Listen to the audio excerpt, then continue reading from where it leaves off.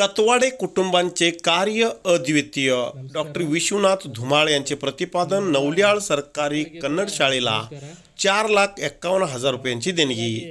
स्वर्गीय जवान योगेश दत्वाडे यांच्या स्मरणार्थ दत्वाडे व खड्ड परिवाराने अत्यंत प्रशंसनीय कार्य केले आहेत. त्यांच्याकडून योगेश दत्वाडे यांच्या स्मरणार्थ शाळेतील विद्यार्थ्यांच्या सर्वांगीण विकासासाठी 4,51,000 रुपयांची देणगी देऊन एक आदर्श निर्माण केले आहे. आज समाजातील प्रत्येक व्यक्तीने त्यांच्यासारखे कार्य केल्यास यापुढील काळात सरकारी शाळेतील विद्यार्थी कोठेही कमी पडणार नाहीत, असे प्रतिपादन डॉक्टर विश्वनाथ धुमाळ यांनी व्यक्त केले.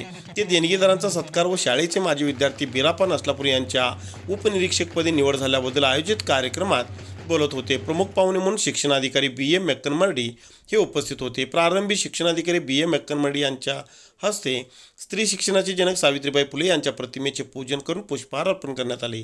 यानंतर देणगीदार दिलेल्या योगेश दत्वाडे यांचे मामा तात्यासाहेब खड्ड यांचा सत्कार करण्यात आला.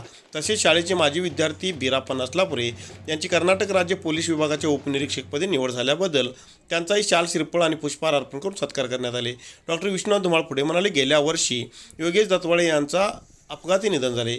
त्यामुळे त्यांच्या स्मरणात दत्वाडे व खड्ड परिवाराकडून शाळेला 4,51,000 रुपयाची देणगी देण्याचे जाहीर केले होते. त्यानुसार त्यांनी देणगीचे धनादेश दिले असून त्या देणगीचा उपयोग विद्यार्थ्यांच्या सर्वांगीण विकासाबरोबर यापुढील काळात शाळेत प्रथम, द्वितीय आणि तृतीय क्रमांकाने उत्तीर्ण होणाऱ्या विद्यार्थ्यांना रोख रक्कम देण्यात येणार आहे.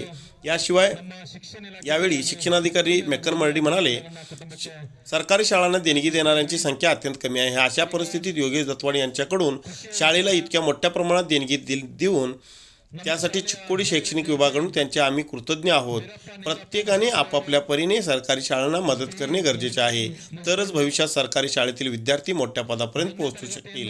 याचेच एक उदाहरण म्हणजे या शाळेत शिकून उपनिरीक्षकपदी निवड झालेले बिराप्पा नसलापुरे असून त्यांचे आदर्श डोळ्यासमोर ठेवून प्रत्येक विद्यार्थ्यांनी जीवनात यश मिळवावे असे सांगितले. यावेळी उपनिरीक्षक बिराप्पा नसलापुरे यांनी हे मनोगत व्यक्त करून म्हणाले, सुरुवातीला अत्यंत कष्टातून शिक्षणाची सुरुवात केली, पण सुरुवातीपासूनच काहीतरी व्हावे या इच्छेने शेवटपर्यंत प्रयत्न करीत राहिलो.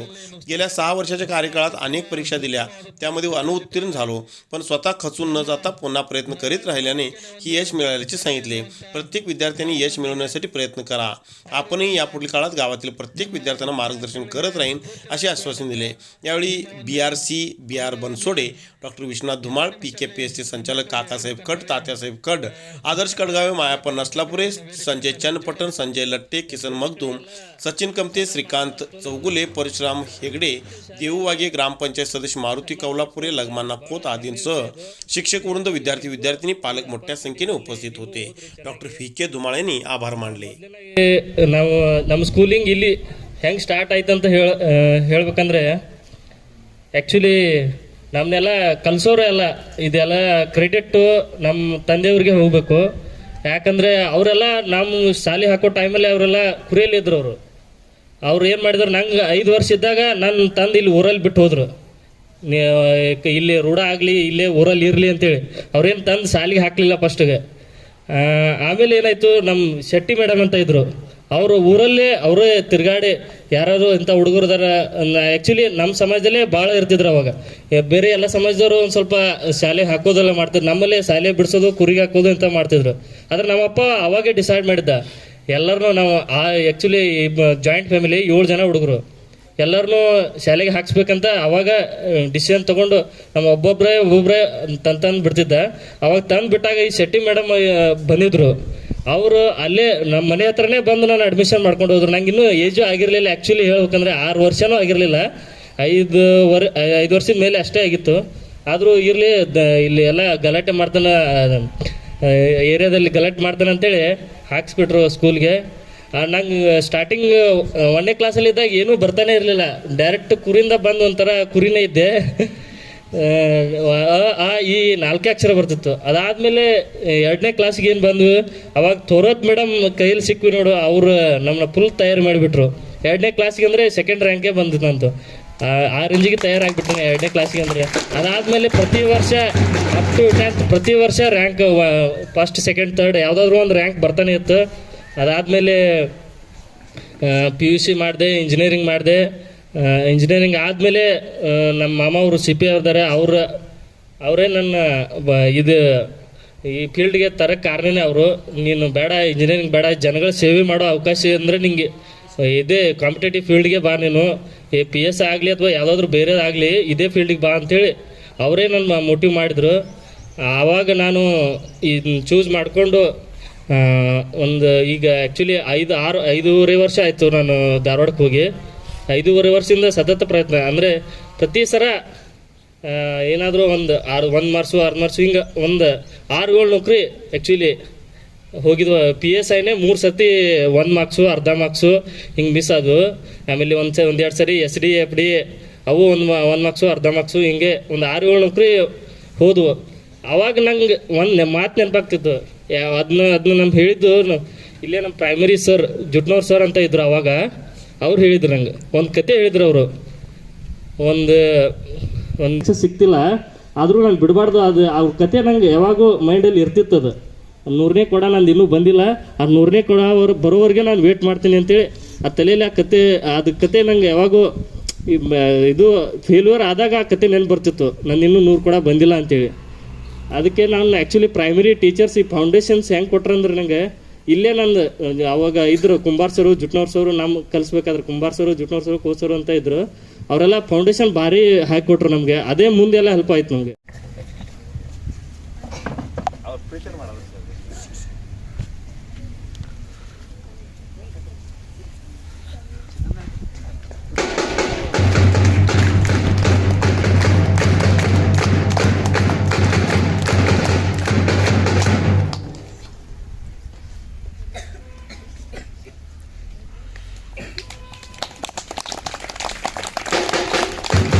ಅಂಥದ್ದು ನಿಮ್ಮಲ್ಲಿನ ಏನಾಗಬೇಕು, ಈಗ ಆಂತರಿಕವಾಗಿ ಸ್ಪರ್ಧೆಗಳಾಗಬೇಕು. ಈ ಹಣದಲ್ಲಿ ಕೊಡುವಂಥ ಬಹುಮಾನವನ್ನು ಪಡ್ಕೊಳ್ಳಿಕ್ಕೆ ತಾವೆಲ್ಲ ಒಳ್ಳೆಯ ವಿದ್ಯಾರ್ಥಿಗಳಾಗಬೇಕು ಅನ್ನುವಂಥ ಉದ್ದೇಶವನ್ನು ಇಟ್ಕೊಂಡು ಶಾಲೆಗೆ 4,51,000 ರೂಪಾಯಿಗಳನ್ನು ದೇಣಿಗೆ ಕೊಟ್ಟಂಥ ವೀರ ಯೋಧನ ಕುಟುಂಬದ ಸದಸ್ಯರಿಗೆ ಸತ್ಕಾರ ಸಮಾರಂಭದ ವೇದಿಕೆಯ ಮೇಲಿರುವಂಥ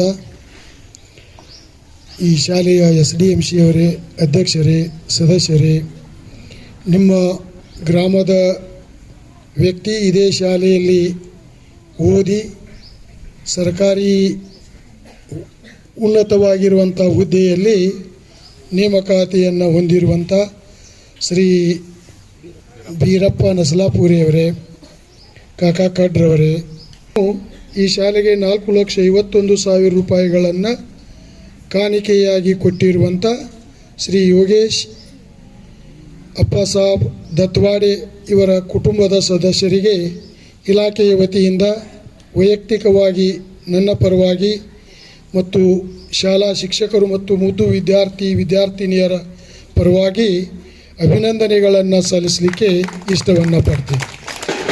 ಕಾರಣ ಅಂದರೆ ಈಗ ದುಡ್ಡು ಎಲ್ಲರ ಕಡೆ ಇದೆ, ಯಾರ ಕಡೆ ಇಲ್ಲ ಅನ್ನುವಂಥದ್ದಿಲ್ಲ. ಸಾಕಷ್ಟು ದುಡ್ಡು ಇರುವಂಥ ವ್ಯಕ್ತಿಗಳು ಭಾಳಷ್ಟು ಇದ್ದಾರೆ.